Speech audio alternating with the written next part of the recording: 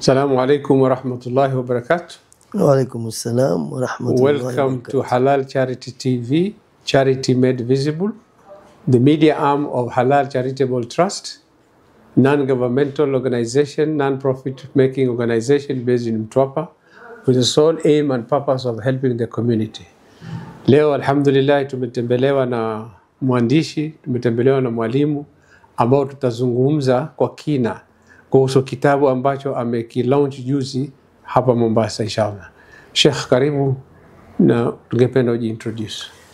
Shukran. Assalamu alaikum wa rahmatullahi wa barakatuh.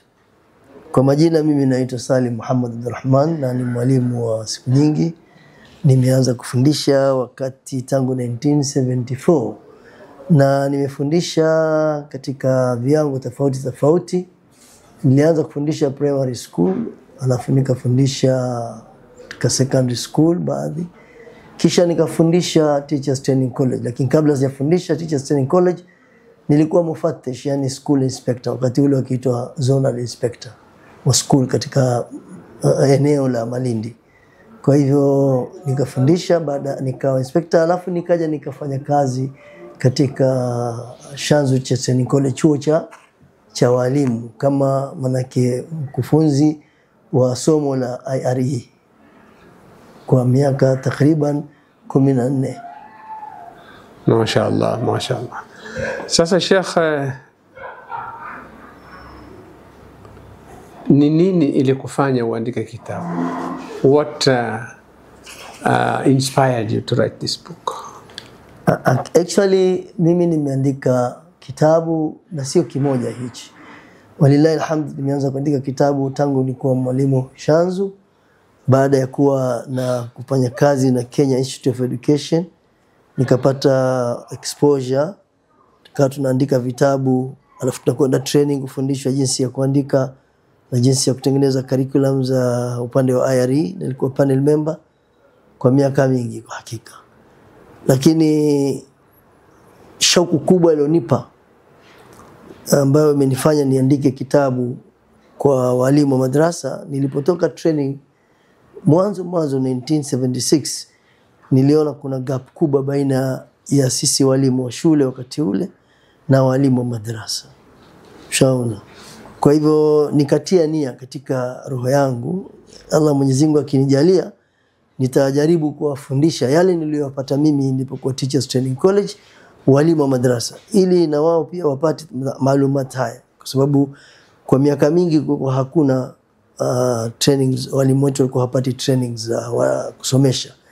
Na kama ninavyosema kawaida, hatuwezi kuwa compare walimu wa shule na walimu wa madrasa in terms of their knowledge. Kwa hakika walimu wa madrasa wana maalumati makubwa sana, lakini tofauti kubwa yao na walimu wa shule ni kuwa the presentation, shaona, ya yale maalumati walionao. Miaka mingi wamekuwa wanatumia mfumo ule ule waliosomeshwa wao, ndio wanaotumia katika kusomesha. Kwa hivyo nikaona kuna gap. Hiyo gap nikaomba nao Mwenyezi Mungu ataniwafikia nitaweza kuikava vipi, na mimi ni mchango wangu katika michango ambayo kwamba ningependa kuyafanya. Kwa hivyo ikaanza, kwanza kabisa nilipata fursa ya kutrain walimu wa madrasa individual madrasas. Alafu nikachukuliwa, nikaomba na chama kimoja cha An-Nisa Muslim Nairobi, walipata sponsorship, wakataka kwa train walimu. Kwa hivyo wakanialika na nikatengeneza full curriculum ya training, na ilikuwa ichukue at least 3-4 months. Kwa bahati mbaya baada ya mwezi mmoja ile training haikuendelea, ikawa prematured. Shaona, kwa sababu labda wafadhili wali pull out. Baada ya pull out wala wafadhili, nikaona lengo langu halikutimia. Nikarudi Mombasa, nikawa nafikiria, lakini walillahi alhamd, kwa uwezo Allah subhanahu wa ta'ala kunitimizia nia, nikawapata wale chama cha Al-Imdad Kenya, wakawa wanataka nifanye course za siku moja na walimu katika shule mbalimbali. Mimi ndio nikatoa fikra hiyo, nikamwambia haina haja kufanya course za walimu madarasa mbalimbali. Kwa nini? Mimi niko na curriculum nimetengeneza Kwa nini kitabu ya tusiandike kitabu? Kabla kitabu, curriculum ya kuweza kutengeneza ya kuwafundisha walimu zile areas ambazo kwamba ni muhimu sana walimu wa madrasa which they are lacking. Basi tukakubaliana, alhamdulillah, nikaja na module ya training ambayo module ya training ilikuwa inachukua 4 months, na tukiwa train walimu at least 3 days per week. Shaona kama 2 hours. Kwa hivyo ilikuwa na 6 hours. Shaona 3 times 2 hours, that is 6 hours per week kuwa train walimu for a period of about 4 months.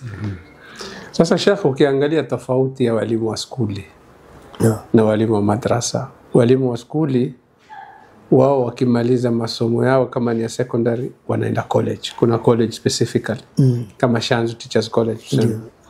Lakini sasa walimu wa madrasa, mtu amemaliza kama ni thanawi, from there automatically yeye anapewa kitabu, anaambiwa ingia kwa klasi, fundisha sera. Sasa atafundisha vile anavyotaka. Sasa kitabu hiki kulingana na vile ulivyokiandika, una imani kwa kitawasaidia wao kufundisha vizuri katika klasi, keeping in mind kwa hakuna college ambao watakuwa wanaenda wao? Kama nilivyosema, kitabu hichi si cha kwanza nimekuja na module ya training ambayo tulitrain walimu mbalimbali katika sehemu mbalimbali kwa period ya 4 months ili wapate mafunzo ambayo mengi yako katika kitabu hicho. Na baadaye tukafanya hiyo kwa muda mrefu, tukafanya Kilifi, tukaenda Kwale upande wa Likoni, tukaja Kalikuli, tunazungumzia Bariadi district, tukaenda Malindi, ikawa tuende Lamu na Tana River. Kwa bahati mbaya ikaingia corona, ile program ikastop. Kwa vile ilikuwa bado nina hamu ya watu kuwafundisha walimu, nikaona wacha niendelee, nikaanzisha online training kwa walimu wa madrasa. Hiyo ya course ya kuwafundisha jinsi ya kusomesha, methods ambazo kwamba topics zake nitawaeleza. Kwa muda mrefu, lakini nilikuwa natumia lab ya Shanzu Teachers College kama friend wa kitambo. Kwa bahati nzuri au mbaya, baadaye wale walipofungwa college siwezi kuendelea tena kutumia lab yao ya ICT. Kwa hivyo ile program ikasimama kwa sometimes. Mpaka hivi recently ndio tukadecide tuandike hichi kitabu. Na kitabu hichi kama ninavyosema, si mimi tu peke yangu, nimeshirikiana na watu 4 ambao wana mchango mkubwa sana katika kitabu hichi, na wana mchango mkubwa sana katika kutrain walimu. Kila tunapokwenda kutrain walimu ni sisi watu 4. Mimi peke yangu, alafu ahli yangu ambaye anaitwa Dr. Raya Suleiman na Dr. Mujahid na Yusuf Abdullahi Ige. Na kila mtu alikuwa anashika mada zake. Shaona. Kwa hivyo tunawatrain walimu ile training ambayo kwamba wanaweza kuipata kule colleges. Shaona. Katika baadhi ya masomo ambayo kama ni muhimu tumeona walimu wapate. Shaona. Tumewatrain kwanza methodology. How to teach. How to prepare a lesson. What is required. Alafu class management. Mwalimu lazima ajue class management. Ata manage vipi mwalimu wa madrasa watoto wake. Pili au tatu, child psychology. Child psychology ni muhimu sana kwa walimu, kwa sababu anamjua mtoto jinsi anavyokuwa na jinsi anavyobadilika. Mambo yanamwathiri mtoto katika kusoma. Anaathirika na nini? Kuna mambo mengine yanamtokelea mtoto kabla hajazaliwa, wakati ya kuzaliwa na baada ya kuzaliwa. Kwa hivyo mwalimu akijua tafsiri zile yale mambo yanamtokelea, anaweza kujua kwa nini huyu mtoto anakuwa na bongo zito kushika, au kwa nini huyu mtoto anakuwa mwepesi sana kushika, au mambo gani ambayo kwamba yalimtokelea na ndio akapata sababu ya mtoto huyu kuwa ni slow learner. Tuna watoto category 3. Tuna wale geniuses ambao ukimsomesha tu mara moja wanaita geniuses mara moja, alafu tuna wale ambao kwamba ni watoto ambao kwamba you need to teach them. ushaona, katikati mid level ambao ushaona. Alafu tuna wale ambao kwamba manake they are really too hard, slow learners. Yani wale pia wana njia zao za kuni. Kwa hivyo alafu tumezungumza katika kitabu hichi pia katika nini mambo tunapangia watoto mifumo ya kusomesha. Approaches. Tuna approaches aina 4. Tuna child center approach. Ushaona ambao kwamba mtoto au msomo wanafunzi ndio mhusika kabisa. Alafu tuna thematic approach ambao kwamba mwalimu anasomesha kwa kutumia theme. Ushaona, maudhui maalum. Ushaona. Alafu tuna integrated approach ambao mwalimu ana integrate somo hili na somo lingine, mada hii na mada nyingine. Ushaona. Alafu tuna nini formal learning na non formal learning. Ushaona. Kwa hivyo hizi zote ni katika mambo ambayo kama tumeashiria katika hivi. Alafu pia katika kitabu hichi au katika kozi ya walimu tumewekea, ushaona, kuna kipindi maalum ambacho mzazi na mwalimu lazima awe anajua kipindi hichi. Ushaona. Na ni kipindi cha mtoto kubadilika. Mambo cha kubaleghe. Mtoto akifika kipindi hichi anakuwa na udhia sana. Anabadilika kitabia, kimaumbile, anabadilika kimaumbile, alafu anabadilika kihisia. Sasa kitabu hichi ina cover mambo kama haya. Tumeingisha, tumetia mambo haya na jinsi ya mwalimu kumsaidia yule mtoto na mzazi kumsaidia. Kugundua mwanzo, agundue kama huyu mtoto amefika hivi, kwa nini anafanya hivi, labda yuko katika stage hii. Kwa hivyo vipi nitamsaidia huyu mwanafunzi? Sasa Sheikh, kuna jambo moja. Haya ni mabadiliko katika jinsi ya kufundisha. Ndio. Swali laja hapa. Walimu wa madrasa, je, wako tayari wao kufuata mfumo huu? Wako tayari accept mambo kama haya? Kwa sababu wengi vile ulivyosema mwanzo huwa wanataka kufanya vile walivyofundishwa wao, vile wazazi wao walivyofundishwa. Sasa je, are they ready kama walimu to accept this? Kwa jambo la kwanza ni mpaka walikubali wao. Kisha sasa ndio walifanyia kazi. Nitakupa example. Walimu wa skuli wako na lesson plan. Wako na scheme of work. The 2 basic ways of teaching. Records of teaching. Sasa walimu wa madrasa, wewe kama mtu experience, wafikiri wanaweza kubali jambo kama hilo? Hakika tulipokuwa tunaanza way back, maana hii kazi haikuanza jana wala juzi. It's around 15 to 17 years back. Tukianza kutrain walimu kidogo kidogo. In the first place walimu wa madrasa walikuwa little bit rigid. Wakiona hili jambo halituhusu sisi. Ilikuwa na kwa nini sisi? Kama ni preparations sisi tuingia tuna maalumat tuyajua. Kwa hivyo to accept it kwanza ilikuwa kidogo mvutano. Lakini slowly and gradually naweza kukwambia na kwa sasa walimu wa madrasa wamelibeba jambo hili kwa hamu kubwa sana. Baada ya kutrain walimu kadhaa wamelibeba jambo hili kwa kubwa sana. Dalili tu moja nilikwambia, baada ya kulaunch hichi kitabu au nilipoanzisha online training nilipata walimu ambao nitawaita wanafunzi wangu wa madrasa, walimu wa madrasa in over 100 participants ambao walikuwa waingia kwenye online at different times. Nyingine moja anakosa lakini wanaingia. Alafu pia nilipata walimu, you will be surprised, mpaka Uganda I had some students katika walimu wa madrasa peke yake, si tu anybody else, wana madrasa zao na nini.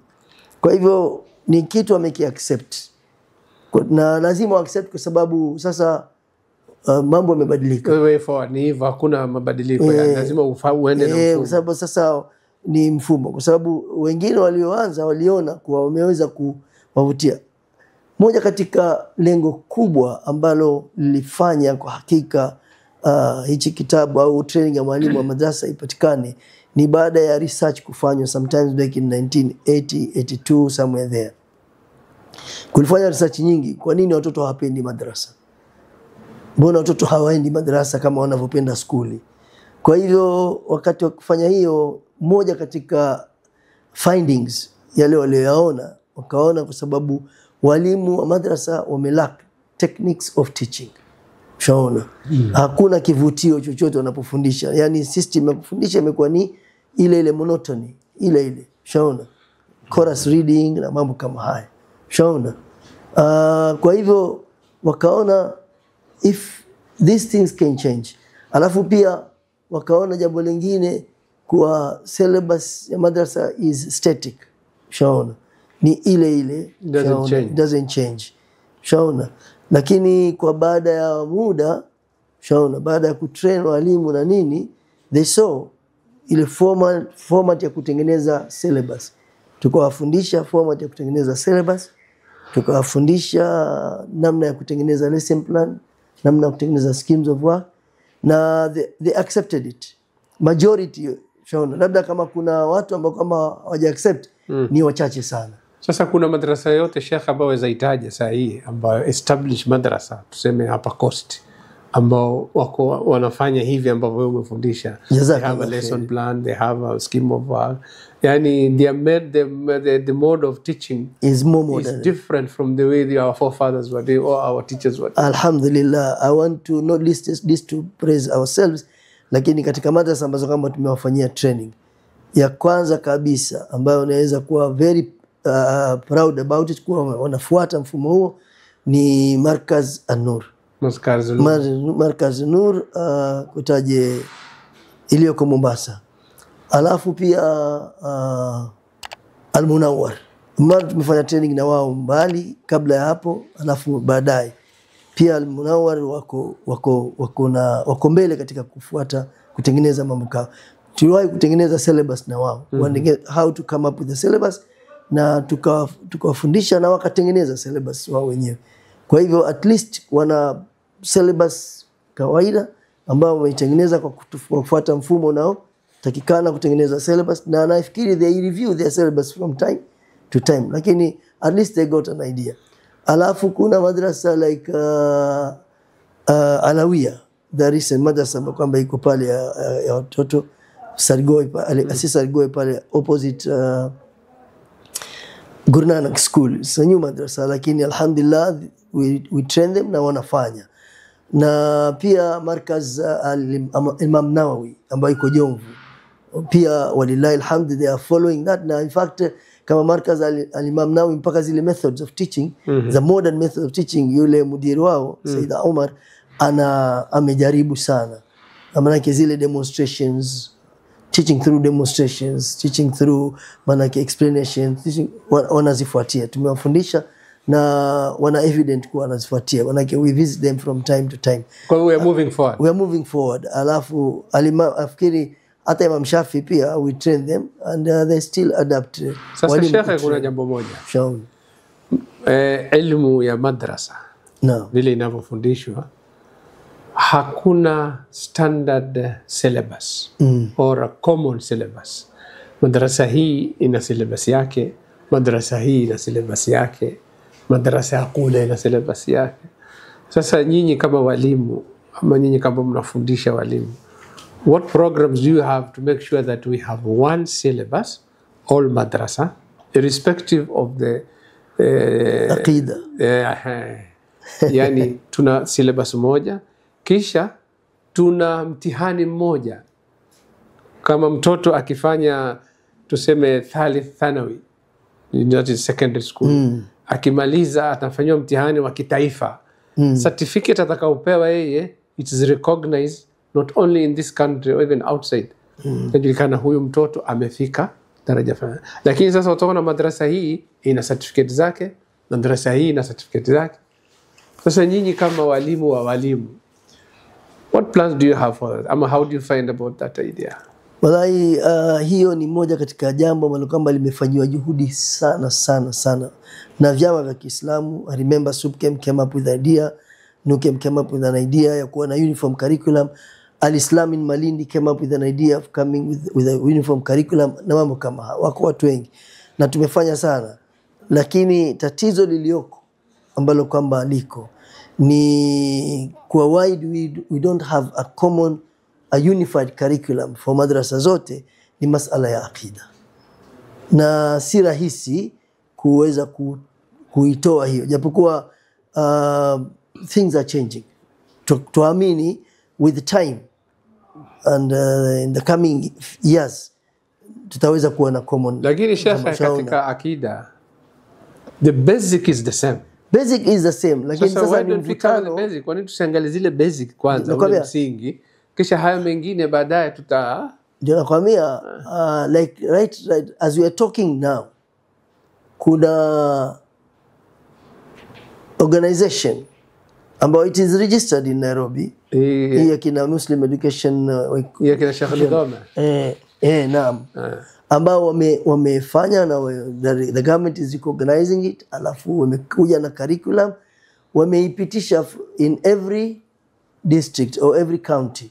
Lakini as I said, shaona bado zile akida zetu zina mvutano, shaona japokuwa tukubaliana katika mambo mengi ya basic, katika manake ikiwa ni swala ni ile ile haibadiliki, ikiwa ni saumu ni ile ile, lakini japo tukubaliana katika mengi, lakini yale machache ambayo kwamba tunatofautiana ndio nao ndio zaidi ya pull down wa madrasa kuwa na uniform curriculum.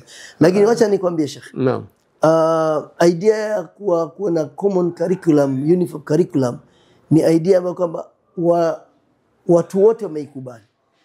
Right away as we are talking to, kuna madrasa zimejiorganize wao wenyewe, wanatumia common syllabus, common syllabus, ambazo ushaona that is a start, that's a pointing. Zamani kwa hakuna hiyo, sasa iko.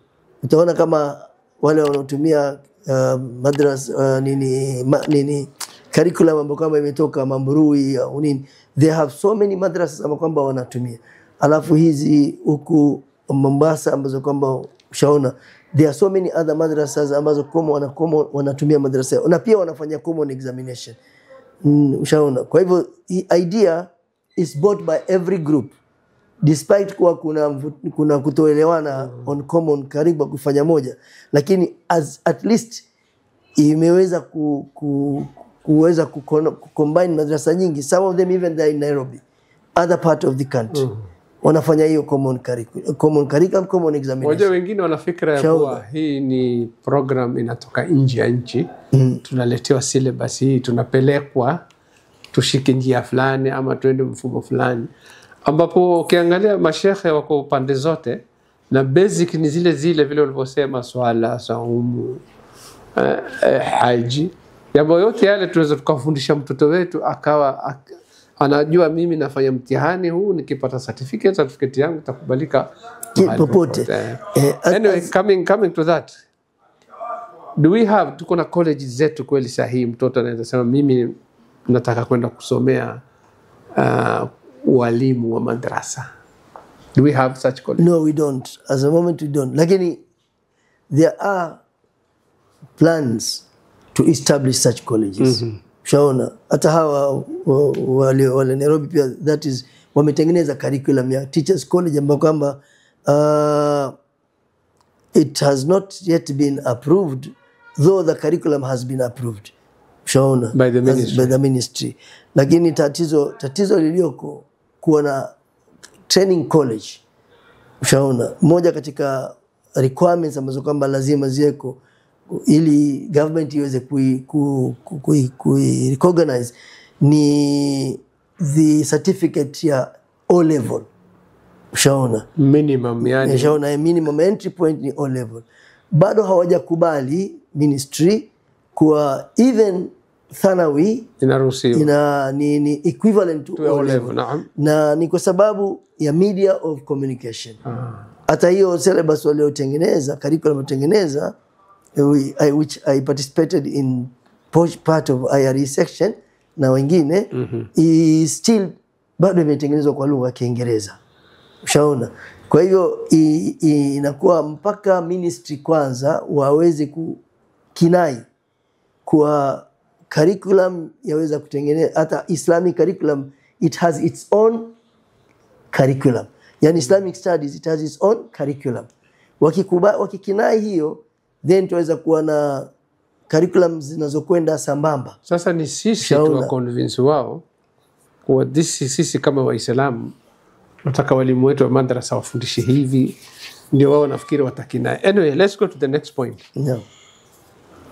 Yani huu mfumo wa sasa wa CBC Je, unaenda sambamba na haya mafundisho ambao wafundisha walimu? Na moja katika topic kabla sijajibu swala hilo ni kuangalia mwalimu aweze kudetect nini vipawa vya wanafunzi, ambao katika CBC ni component ya mwalimu kuweza, maana ni component ya curriculum ya inayotakikana ifanyike. Mtoto aweze kukuzwa katika ile talent yake, potential zake, ushaona kitu gani aweza kufanya vizuri zaidi, ushaona kitu gani apende. Sasa tofauti kidogo tu iko katika masomo ya Islamic Studies ya madrasa tulionayo na ya skuli. Tofauti yake kidogo katika masala haya yako katika implementation ya ile curriculum itself. Ushaona kuna baadhi ya masomo ambayo it's more spiritual, ushaona, based on spiritual development, ushaona, kuliko academic development, ambayo katika masomo ya Kiingereza hakuna. Ushaona, it's not spiritually, it's more of academics. Ni kufanya mtihani umalize, it's more of academic na nini, ushaona. Lakini walillahi alhamd, si kwa sababu hakuna potentials, hakuna manake vipawa ambavyo kwamba mtoto anaweza kukua kanavyo, ambavyo kwamba zile nuktati za kumkuza kipawa. For example, kuna wengine wanaweza kuwa na kipawa cha language, lugha ya Kiarabu kwa uzuri, ushaona. Wengine wanakuwa na kipawa cha kuzungumza, kusoma katika somo la fiqh na hata katika somo la Qur'an, ushaona. Wewe unaweza kuisikia Qur'an kama sasa msomi huyo wa Qur'an anasoma tajwid, ukaona na mwingine anasoma sura ni ile, lakini kila mtu anaisoma kwa namna zake, na zote zinakuvutia. Kwa hivyo kuna talent ambayo pia walimu wa madrasa lazima waweze kujua huyu mtoto anaweza kuingia upande gani zaidi na upande gani akatakhasasa zaidi. Na kitu kingine Sheikh, kuna madrasa, kuna na chuo. Sisi huku tasikia mtoto yenda chuoni, chuoni huwa anaenda kufundishwa nadhani ni Qur'ani peke yake, na madrasa yoenda kusoma Qur'ani na masomo mengine. Sasa wewe umetarget walimu wa madrasa, upande wa madrasa, sio wale upande wa chuoni, upande wa kufundisha Qur'an tuseme, ama kitabu hiki kina cover both sides? Wallahi, methods of teaching zina cover ule mwalimu anayetaka kusomesha, anayesomesha kitu chochote. Kiwasomesha Qur'ani peke yake, kiwasomesha na lugha peke yake, kiwasomesha Qur'ani na lugha na masomo mengine peke yake. Lakini let me nizungumzie hiyo madrasa na chuo.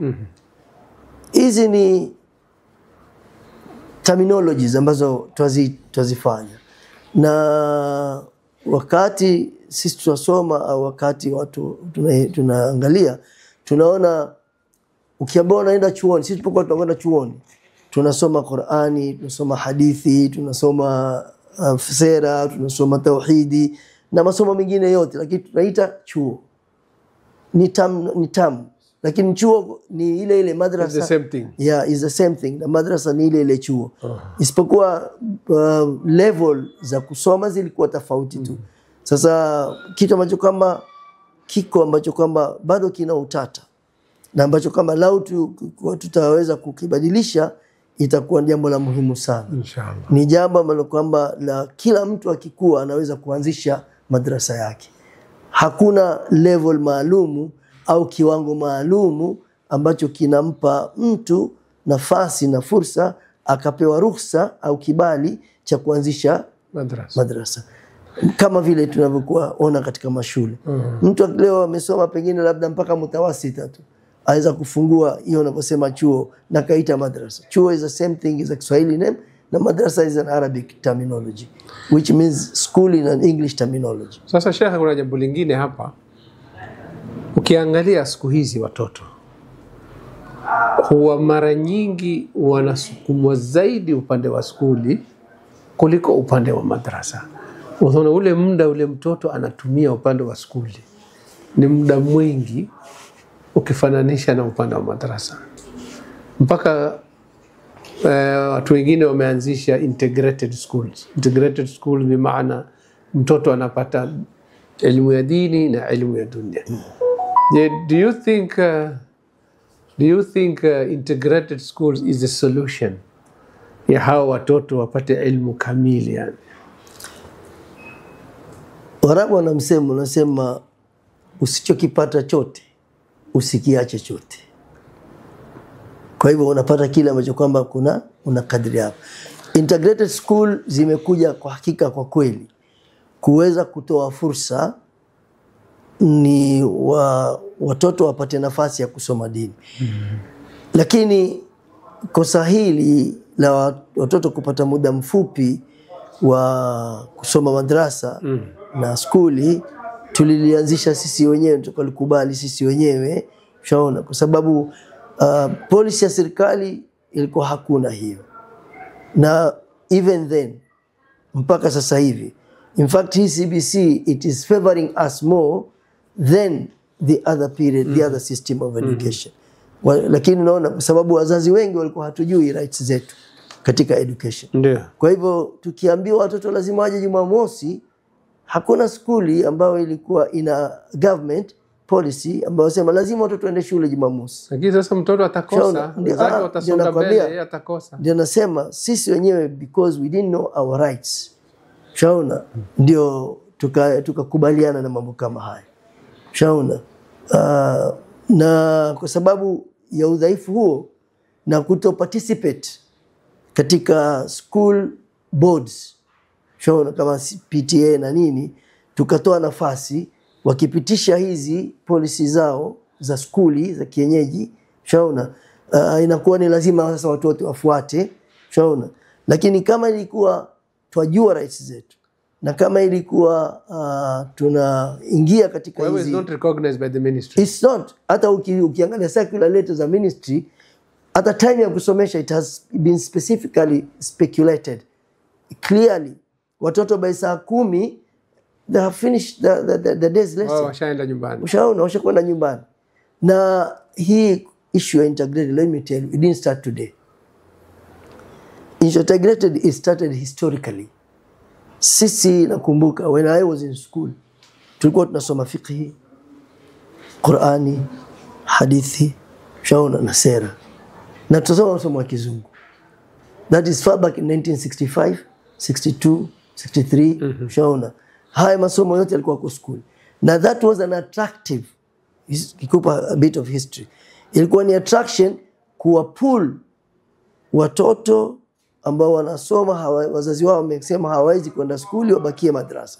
Kwa hivyo the government accepted, the then government ya Kiingereza accepted to introduce hizi subjects za Kiislamu na walimu wa Kiislamu who were paid by the government then, shaona, ili watoto wasome masomo ya dini na haya masomo ya Kiingereza pia wasome.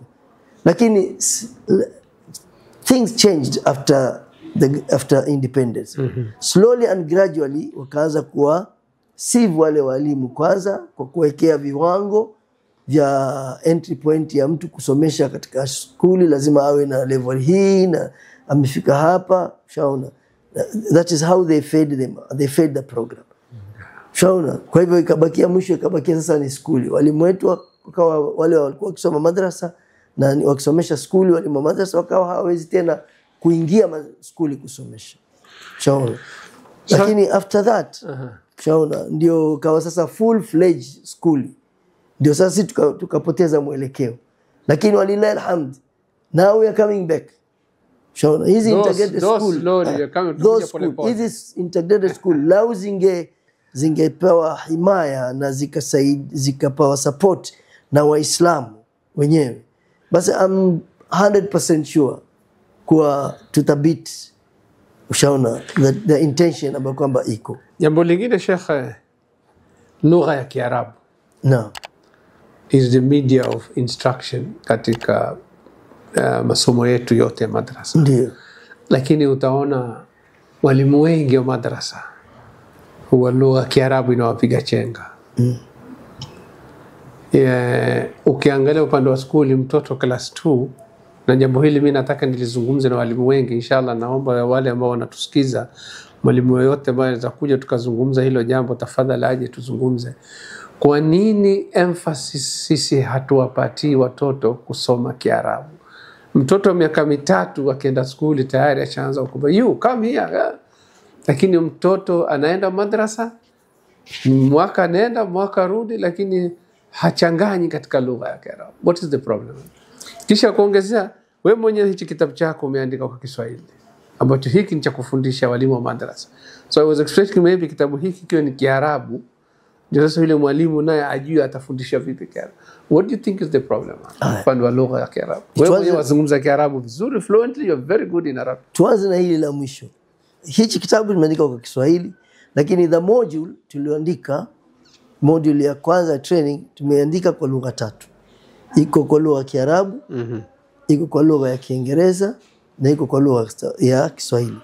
Ambao most of what is in that module, it's still in this book.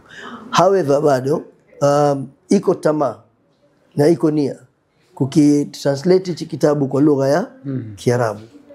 Ushaona? Okay. Lakini tuje katika swala lako la kwanza, kwa nini watoto wetu wanasoma madrasa hawawezi kuwa na fluent Arabic na kama vile wakiwa skuli? Kama tulivyosema, ni training. Walimu wetu wa madrasa walikosa training, hawana training ya kuweza kujua wafanye nini. Ushaona? Lakini hii imesababishwa na hiyo, jambo la kwanza. Jambo la pili ni kuambia, kama nilivyosema mwanzo, mtu yote anaweza kuwa, hakuna policy, hakuna sera. Mtu yote anaweza kuanzisha madrasa. Ushaona? Mtu yote anaweza kuanzisha madrasa. Hata kama kiwango chake ni cha chini, ataanzisha madrasa. Atafungua mahali aseme madrasa yangu. Lakini kama ilikuwa kuna policy, sera maalum, then ingekuwa lazima kuwe na mkazo juu ya jambo kama hili. Lakini let me tell you pia kitu ambacho kwamba tumekiona na chaendelea katika hizi madrasa nilizozitaja na nyingine ambazo kwamba labda mimi sijazifanyia bahthi. Naam. Watoto wanazungumza Kiarabu. Mashaallah. Kwa sababu baada ya kuona train, hiyo ndio ni moja katika objective katika kufanya hayo. Kwa hivyo watoto wanazungumza Kiarabu na walimu wanawasomesha Kiarabu. Though ni baadhi ya madrasa, si madrasa zote, lakini katika hizi madrasa ambazo kwamba tumewafanyia training, hiyo ilikuwa ni moja katika emphasis ya watoto kusema Kiarabu. Shekhe, jambo lingine ambalo kumalizia, maana muda umeenda,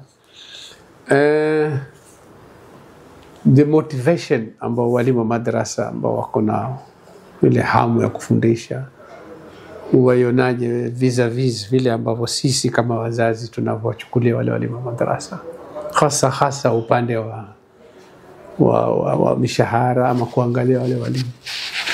Well, that requires a topic by itself. Inataka muda peke yake kuzungumzia jambo hilo, kwa sababu motivation in terms of mablagh kwa walimu wa madrasa is zero, hamna. Ni only hizi madrasa ambazo kama ni well established. Pia despite the fact they are well established, but again, shaona madrasa nyingi kuna gaps, kwa sababu wategemea madrasa karibu zote nazozijua mimi au nyingi baadhi yao wanategemea fees zinazolipwa na walimu na watoto, shaona ni walipe walimu.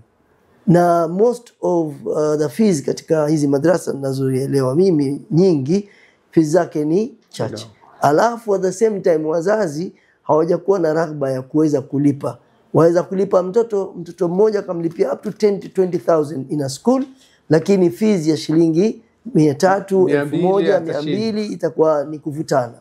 Kwa hivyo attitude, hiyo ni issue ya attitude ambayo kwamba katika hichi kitabu tumeaddress mambo kama haya. Kwa hivyo hiyo labda tukipata wakati iwe ni subject peke yake tuizungumze na tuweze kueleza udhaifu uko wapi na tufanye nini ili tuondoe udhaifu. Inshallah. Hiyo inshallah tutaipanga, tutakuita inshallah siku nyingine tuje tuzungumze hilo jambo ambalo najua hivi tumelizungumza zitaleta hisia mbalimbali. Kumalizia Sheikh, what is your advice? Advice gani unawapatia wazazi, unawapatia walimu wa madrasa? Kumalizia yani. Jambo ambalo kwamba nataka kusema ni kwanza kwa walimu wa madrasa. Nikisema kila mtu ana nafasi katika ulimwengu huu ya kufanya zaidi ya kile ambacho kwamba anafanya. Wawe na moyo wa kutaka kufanya kazi yao kama vile inavyotakikana. Hii ndio nasaha kubwa napenda kuwapa walimu wa madrasa. Watoke katika sehemu ya fikra kuwa wao si walimu. Kwa sababu moja katika jambo la kwamba ni la waumiza au la rudisha nyuma walimu wetu wa madrasa, wamejitweza nafsi yao, wao hawajajitambua. Wengi, sisemi wote walillahi alhamd, lakini wengi ukimuuliza wewe wafanya nini? Mimi mwalimu wa madrasa tu. Jiweka chini. Mimi mwalimu wa madrasa tu. Sasa wewe mwenyewe wajiona wewe mwalimu wa madrasa tu, nani mwingine atakutambua wewe kama kiumbe? Wewe mwenyewe hujitambui. Shaona. Kwa hivyo nasaha yangu wajitambue. Moja katika topic ya kwanza tulioanzisha katika hichi kitabu ni kumpa mwalimu ala ambazo kwamba zaweza kumfanya yeye akajiona yeye ni mwalimu na akajikubali kuwa yeye ni mwalimu kama mwalimu mwingine yoyote. Shaona. Kwa wazazi tuna jukumu. Mtume صلى الله عليه وسلم anasema kullukum ra'in wa kullu ra'in mas'ulun an ra'iyati. Tuna jukumu juu ya kuwalea watoto wetu na kuwasimamia watoto wetu katika kuwasomesha masomo yao ya dini. Na hawawezi kupata masomo ya dini kikweli kweli kama hatutawapeleka katika madarisi zetu au hizi shule ambazo kwamba tuna. Kwa hivyo wana wajukumu moja kuwapeleka, na jukumu lingine kubwa kuwasimamia wale walimu pia hizi madrasa wazisimamie, ili walimu waweze kuishi vizuri kama walimu wengine katika maisha haya. Kwa sababu mwalimu anahitaji kama anavyohitaji mwalimu wa skuli shati zuri la kuvaa, mwalimu wa madrasa anahitaji kanzu nzuri ya kuvaa. Shaona, kama anavyohitaji mwalimu wa madrasa, mwalimu wa skuli pahali pazuri pa kukaa, pa kulala, na mwalimu wa madrasa pia anahitaji pahali pazuri pa kulala na pa kukaa. Kama anavyohitaji mwalimu wa skuli matibabu, ni vile vile mwalimu wa madrasa pia anahitaji matibabu. Kama alivyo na familia, mwalimu wa skuli na mwalimu wa madrasa pia ana familia. Mahitaji ni hayo hayo. Sasa ikiwa huyu mahitaji yake yaweza kukimiwa, kwa nini sisi wazazi hatutufanye juhudi ya kukimu mahitaji ya walimu wetu wa madrasa? Huo ndio wasia wangu. Shukran Sheikh Salim, inshallah tutakuja siku nyingine kudiscuss hayo mambo ya walimu kwa urefu na kwa kina. Lakini watazamaji, shukran, tulikuwa na Sheikh Salim ambaye ni mwandishi, ni mwalimu, ni sheikh, ni ustadhi ambaye ameandika hichi kitabu tujifundishe kusomesha, ambacho specifically hichi amewaandikia walimu wa madrasa. Na kitabu hiki walimu wa madrasa ningewaomba kila mmoja anunue kopi yake, ajue vile atakamfundisha yule mtoto ambaye ameletewa na mzazi. Mwisho kabisa nachukua nafasi hii kuwajulisha kwamba hii channel yetu Halal Charity TV is an initiative of Halal Charitable Trust, a non-governmental organization ambao kazi yetu sisi ni kusaidia umma. Kwa hivyo mpaka hapo, shukran kwa kuwa nasi, mpaka mara nyingine, jazakallahu khair.